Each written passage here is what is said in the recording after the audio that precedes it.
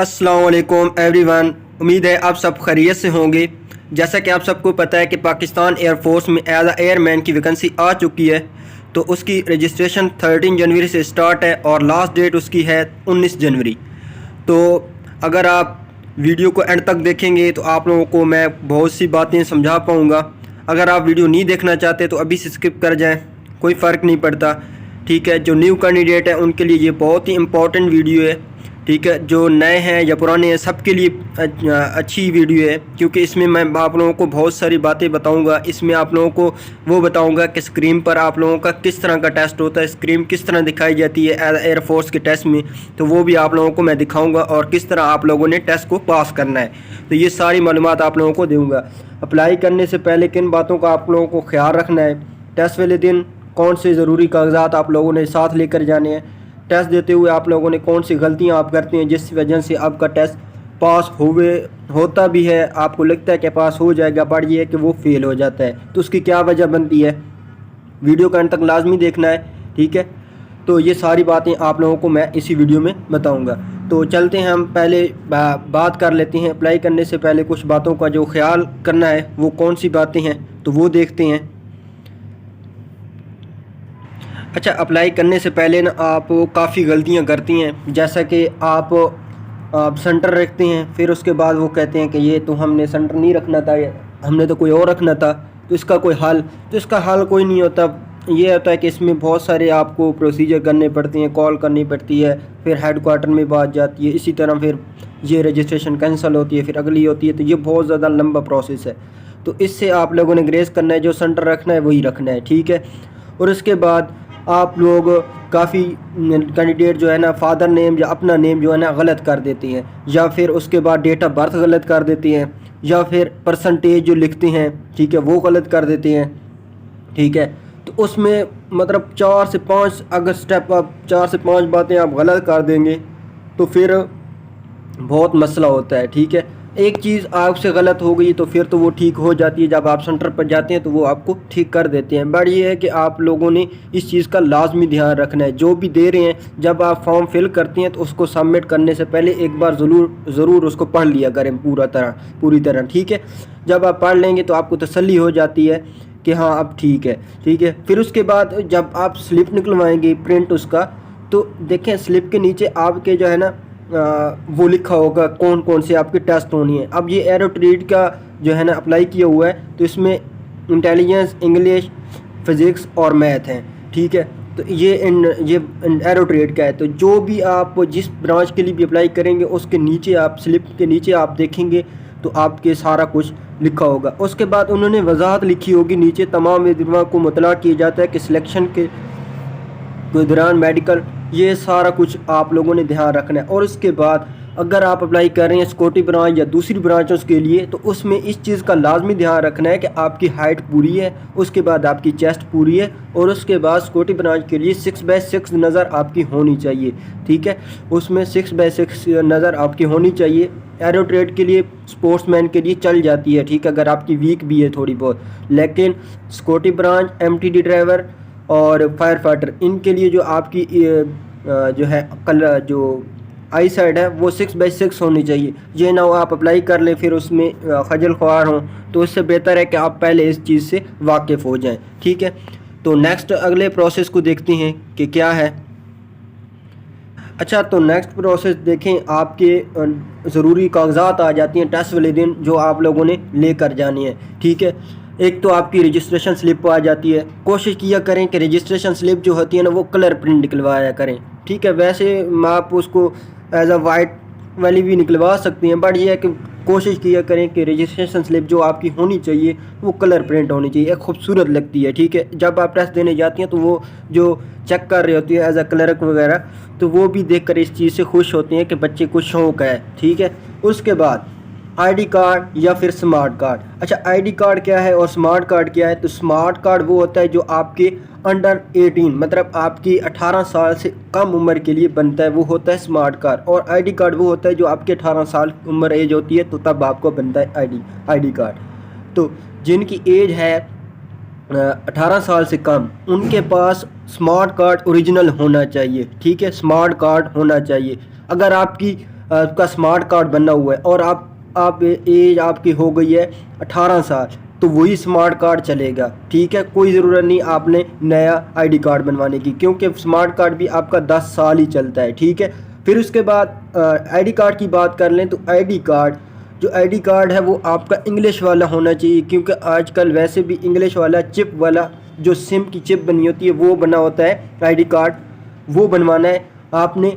वो जो दूसरा उर्दू वाला है ना, वो नहीं बनवाना। ठीक है, वो आजकल नहीं चलता। ठीक है, वो आपका रिजेक्ट कर देंगे, आपको घर भेज देंगे, वरना आपका टेस्ट नहीं होगा। बेफार्म पर आप लोगों का बिल्कुल टेस्ट नहीं होगा। आपके पास स्मार्ट कार्ड या आईडी कार्ड होना लाजमी है, ओरिजिनल। ठीक है, फिर उसके बाद डोमिसल, आपका डिस्ट्रिक्ट डोमिसल जो भी आपका डिस्ट्रिक्ट, उस डिस्ट्रिक्ट का आपका डोमिसल होना लाजमी है। ठीक है, ओरिजिनल। ठीक है, फिर उसके बाद रिज़ल्ट कार्ड वो होता है, डीएमसी भी इसे कहते हैं या मार्कशीट भी इसे कहती हैं, जो आपके मैट्रिक, आप मैट्रिक बेस पर ये वैकेंसी है तो मैट्रिक का रिज़ल्ट कार्ड आपके पास ओरिजिनल होना लाजमी है। ठीक है, जिसे मार्कशीट भी कहती हैं। ठीक है, तो ये होना लाजमी है। फिर उसके बाद सनत आ जाती है, तो सनत देखें 2023 और 2024 वालों की सनत नहीं होगी, और मेरे ख्याल से 2022 वालों की भी सनत नहीं होगी, तो कोई मसला नहीं। इससे पहले वाले जो हैं जिन्होंने मैट्रिक की हुई है 2019 हो गया, 2020 हो गया, 2021 हो गया, तो इनकी सनद होना ओरिजिनल लाजमी है, उनके पास सनद होना लाजमी है। ठीक है, बातों को गौर से सुने, मैं जो बातें कह रहा हूँ इन चीज़ों पर लाजमी अमल करना है, वरना आप लोगों का टेस्ट नहीं लेंगे। ठीक है, ये डॉक्यूमेंट्स आपके पास होना लाजमी है। मैं कह रहा हूँ कि 19, 20, 21 ये जो कैंडिडेट है, इन्होंने जिस साल में जो मैट्रिक पास की, उनके पास ओरिजिनल सनद होना लाजमी है। ठीक है, नहीं है तो आप अपने स्कूल से जाकर ले लें। फिर उसके बाद करैक्टर सर्टिफिकेट आ जाता है। इस करैक्टर सर्टिफिकेट वो होता है जो आपको स्कूल वाले देते हैं। ठीक है, स्कूल वाले देते हैं। वो कैसे देते हैं, जब आप एक स्कूल से पास आउट हो गया, मतलब आपने मैट्रिक कर लिया, अब आपने कॉलेज में जाना है, तो उधर से आपको करैक्टर सर्टिफिकेट निकलवाना पड़ता है, फिर उसके बाद आपको कॉलेज में एडमिशन मिलता है। अब देखें, इधर लड़के कहेंगे कि हमें तो मिला था, बट ये है कि कॉलेज में हमने एडमिशन लिया तो हमारा करैक्टर सर्टिफिकेट उधर है, तो करैक्टर सर्टिफिकेट कॉलेज वालों से लाजमी ले लें। ठीक है, ओरिजिनल उनसे ले लें, क्योंकि वो तो नकल ही लेते हैं। काफ़ी बाज़-औक़ात लड़के कहते हैं कि हमसे तो ओरिजिनल ही उन्होंने ले लिया, तो ओरिजिनल आप लोगों ने उनसे ले लेना है। ठीक है, तो पासपोर्ट साइज़ पिक्चर वैसे तो एक ही ज़रूरत पड़ती है, बट आप लोगों ने 4 से 5 या 8 पिक्चर निकलवा लेनी है, पासपोर्ट साइज़ पिक्चर।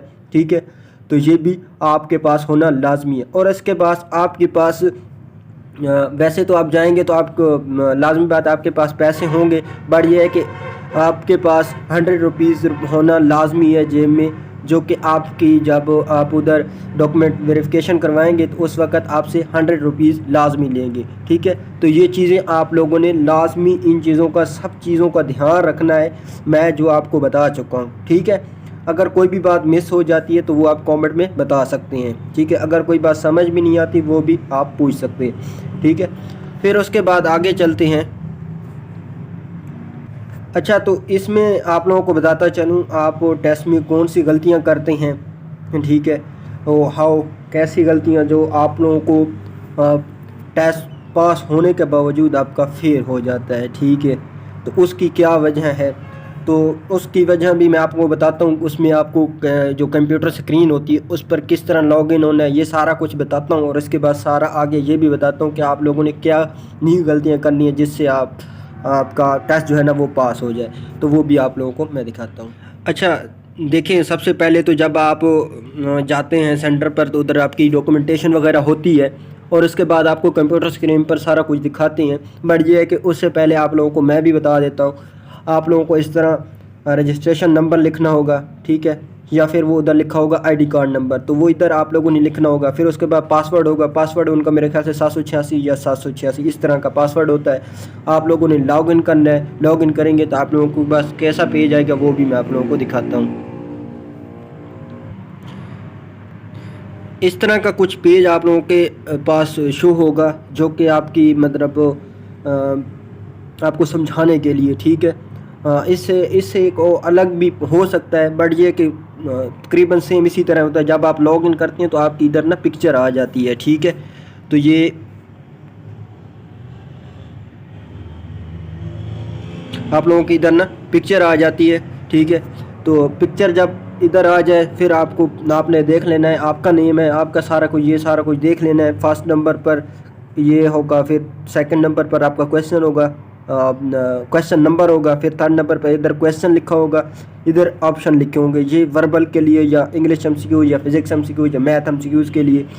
फिर उसके बाद 5 नंबर इस तरह नीचे सारा ये कुछ होगा। फिर उसके बाद नेक्स्ट, प्रीवियस, इस तरह के ये ऑप्शन दिए होंगे। वो इधर इस साइड पर भी हो सकते हैं, इस साइड पर भी हो सकते हैं, इस साइड पर भी ये ऑप्शन हो सकते हैं। और उसके बाद साइड पर आपकी क्वेश्चन की गिनती लिखी होगी, ठीक है। ये तो इधर ये लिखा हुआ है ना, लेकिन उधर ना साइड पर ना गिनती लिखी होगी, क्वेश्चन नंबर 1 2 3 मतलब 100 तक इस तरह इंटेलिजेंस के नंबर लिखे होंगे। इसी तरह आप लोगों ने ये सारा कुछ ये आपका उधर लिखा होगा, ठीक है। इस टाइप की स्क्रीन होगी। फिर उसके बाद आगे आप लोगों को दिखाता हूँ। जब आपके पास फुल ओपन हो जाएगा तो इस तरह का पेज आपके पास क्वेश्चन वाले पेज आ जाएंगे। ये देखें, मैं कह रहा था ना गिनती लिखी होती है, तो ये तो इधर लिखी हुई है, लेकिन वो उधर लिखी होती है, साइड पर लिखी होती है, इस साइड पर या इस साइड पर ही होती है, ठीक है, ज़्यादातर। और इसके बाद नीचे आपके नेक्स्ट और प्रीवियस का ऑप्शन होता है, फर्स्ट क्वेश्चन पर जाने के लिए, लास्ट क्वेश्चन पर जाने के लिए। उसके बाद इधर फुल गिनती लिखी होती है, सारे क्वेश्चन मतलब लिखे होते हैं, मतलब नंबर वाइज, तो वो आप कहाँ से भी जाकर देख सकते हैं। बट ये आप लोगों ने ऐसा नहीं करना, ठीक है। इसमें आप लोगों को गलती बता देता हूँ कि आप लोग कौन सी गलती करते हैं जिसकी वजह से आपका टेस्ट फेल हो जाता है। तो देखें, आपने सिर्फ एक बार क्लिक करना है। अगर नेक्स्ट पर क्लिक कर रहे हैं ना, तो नेक्स्ट पर एक बार क्लिक करना है, ठीक है। लेकिन क्लिक करना है तो आपको पता होना चाहिए कि हाँ क्लिक हो गया है, ये ना हो कि आपका क्लिक ही ना हुआ हो, ठीक है। तो क्लिक ऐसा करना है कि आपको पता हो कि हाँ क्लिक हो गया है। इस तरह ये देखें, जब आप उसके बाद डॉट पर निशान लगाना है, मतलब आपने क्वेश्चन अपना करेक्ट आंसर करना है, तो ये डॉट बनने हुए हैं छोटे छोटे, ठीक है। तो इस पर कर्सर रखकर आपने माउस से क्लिक करना है, जिससे आपका ऑप्शन जो है ना ये ब्लैक हो जाएगा, ठीक है। तो एक मिनट, इस तरह ना ये इस आपका ऑप्शन ब्लैक हो जाएगा। तो ब्लैक जब हो जाए तो आपको पता चल जाएगा हाँ क्लिक हो गया है, ठीक है। फिर उसके बाद नेक्स्ट के लिए आप लोगों ने क्लिक कर देना है, ठीक है। तो इस तरह आप लोगों ने टेस्ट देना है, कोई भी गलती नहीं करनी। नेक्स्ट या प्रीवियस के लिए आपने एक बार ही क्लिक करना है, बार बार उसको क्लिक नहीं करना, जिससे आपके क्वेश्चन, अगर आप बार बार क्लिक करेंगे आप सोचेंगे कि क्वेश्चन ओपन नहीं हो रहा। क्वेश्चन का काफ़ी टाइम ऐसा होता है कि आपका 5 सेकंड 10 सेकंड के बाद ओपन होता है, तो इससे आप लोगों ने टेंशन नहीं लेनी। और उसके बाद ये ध्यान रखना है कि टाइम ऊपर चल रहा होता है, टाइम को लाजमी देखना है कि हाँ कितना टाइम हो गया है, ठीक है। तो टाइम को ज़्यादा इस तरह भी नहीं देखना है कि बार बार आप टाइम को देखते रहे, बट ये है कि आप टाइम को भी जहन में रखना है कि हाँ मेरे पास इतना टाइम है, मैं इतने क्वेश्चन कर लूँगा। तो उस हिसाब से आप लोगों ने क्वेश्चन करने होते हैं, ठीक है। तो पहले क्वेश्चन को ध्यान से पढ़ना है, फिर उसके बाद ऑप्शन को देख लेना है, ठीक है। तो उसके बाद क्लिक करके फिर उसके बाद नेक्स्ट, इस तरह आप लोगों ने करते जाना है। उसके बाद आप लोगों के पास नॉन वर्बल के क्वेश्चन किस टाइप के होंगे, ये वर्बल के इस तरह के होंगे, सीरीज़ वाइज क्वेश्चन हो सकते हैं, ये मतलब क्वेश्चन सीरीज़ वाइज हो सकते हैं, ठीक है। तो नॉन वर्बल किस टाइप के होते हैं वो भी दिखाता हूँ। अच्छा देखें, ये नॉन वर्बल के क्वेश्चन इस टाइप के होंगे, ठीक है। इसी तरह ये इस टू एज वाला क्वेश्चन है, इस शक्ल से ये बन रही है, फिर उसके बाद इस शक्ल से हम आगे वाली शक्ल बनानी है। अब देखें ये ब्लैक है तो इधर जाकर ये खाली हो गया, अब ये ब्लैक है तो इधर जाकर खाली हो जाना है, इस टाइप और इस टाइप। तो ये इसमें ए ऑप्शन इसका करेक्ट है। नीचे नीचे देखें, ये ABCDE जो नॉन वर्बल के क्वेश्चन होंगे ना, उसमें नीचे वाली साइड पर ना ऑप्शन दिए हुए होंगे, ठीक है। मतलब ABC नीचे दिए होंगे। आप लोगों को ये नहीं घबराना कि ये इधर आपने क्लिक कर देना, इधर नहीं करना, या इधर कर देना, या इधर कर देना, इधर नहीं, नीचे ऑप्शन दिए हुए होंगे नॉन वर्बल के लिए, ठीक है। ये आपने ये वाला ध्यान रखना है कि ये वाली जो चीज़ है ये कहाँ पड़ी हुई है, इस चीज़ को देखना है। वो कहीं भी हो सकती है, बाज़ों का नॉन वर्बल में जो है ना वो यहाँ भी दे देते हैं, लेकिन ज़्यादातर जहाँ होती है जहाँ पर दी हुई है। तो इधर ये ब्लैक जब निशान आ जाए आपने क्लिक करना है, तो आपको पता चल जाएगा कि हाँ टिक लग गया। फिर उसके बाद नेक्स्ट के लिए ओपन कर देना है।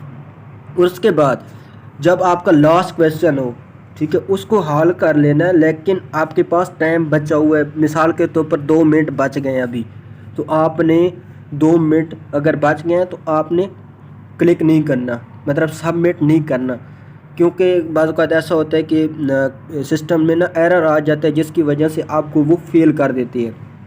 ठीक है, तो आप लोगों ने ये ऐसी गलती बिल्कुल नहीं करनी। लास्ट पर आप लोगों ने सबमिट नहीं करना जब आपके पास 2 मिनट बचे हों। खुद जब देखें कि 5 सेकंड या 10 सेकंड बचे हैं तो फिर आप सबमिट कर सकते हैं, या फिर पूरा टाइम होने दें, वो खुद ब खुद ही हो जाएगा। ठीक है, जब आपका ये पास हो जाता है तो वो किस तरह का आपके पास इंटरफेस आता है। जब पास होता है तो इस तरह का आपके पास कांग्रेचुलेशन जो है पास टेस्ट, फिर उसके बाद नीचे लिखा होगा एक ऑप्शन होगा नेक्स्ट टेस्ट के लिए, इंग्लिश लिखा होगा तो इंग्लिश होगा, तो क्लिक करेंगे, उसके बाद आपके पास इंग्लिश का टेस्ट पैटर्न ओपन हो जाएगा, टेस्ट ओपन हो जाएगा।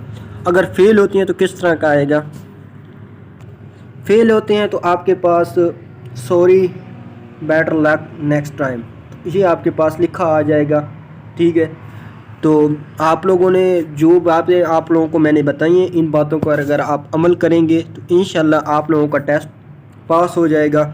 और बाकी दूसरी बात, वर्बल या नॉन वर्बल, इंग्लिश, फिज़िक्स या मैथ, तो ये इन चीज़ों पर फोकस करें। ठीक है, अगर जो न्यू कैंडिडेट हैं वो अपने verbal intelligence, non verbal intelligence पर फोकस करें। ठीक है, और इसके बाद एक और बात, अगर आप लोगों ने क्लासेस वगैरह लेनी है तो मैं नीचे डिस्क्रिप्शन में जो है ना व्हाट्सएप चैनल का लिंक दे रहा हूँ। ठीक है, वो जाकर लाजमी ज्वाइन कर लें, उसको फॉलो कर लें। उधर मैं रोज़ाना की बिना पर जो है ना क्लासेस वगैरह दे रहा हूँ। नॉन वर्बल की अभी मैंने एक क्लास भी नहीं ली है, बट ये कोशिश करूँगा दे दूँ। ठीक है, और इसके बाद आप लोगों ने नॉन वर्बल या के लेक्चर समझने हैं तो आप शाहीन फोर्सेस एकेडमी के यूट्यूब चैनल पर जाकर देख सकती हैं। ठीक है, मेरे पास वैसे लेक्चर पड़े हुए हैं, सेव है मेरे पास पीसी में, बट ये है कि मुझे टाइम ही नहीं मिल रहा कि मैं ग्रुप में उनको शेयर करूं। ठीक है, आप वो एज यूट्यूब पर जाकर शाहीन फोर्सेस एकेडमी लिखेंगे, नॉन वर्बल के लेक्चर उधर जाकर देख लें, जो न्यू कैंडिडेट हैं, ठीक है, जिनको नॉन वर्बल की समझ नहीं है, ठीक है, तो वो जाकर देख लें लाजमी। और अगर आप लोगों को वीडियो अच्छी लगी है तो वीडियो को लाइक शेयर ज़रूर करें, और दूसरे बच्चों के साथ भी शेयर करें जो न्यू कैंडिडेट हैं, जिनको समझ ही नहीं है इन चीज़ों का, इन बातों का, तो वो लाजमी इस वीडियो को देख लें। तो अल्लाह हाफिज़।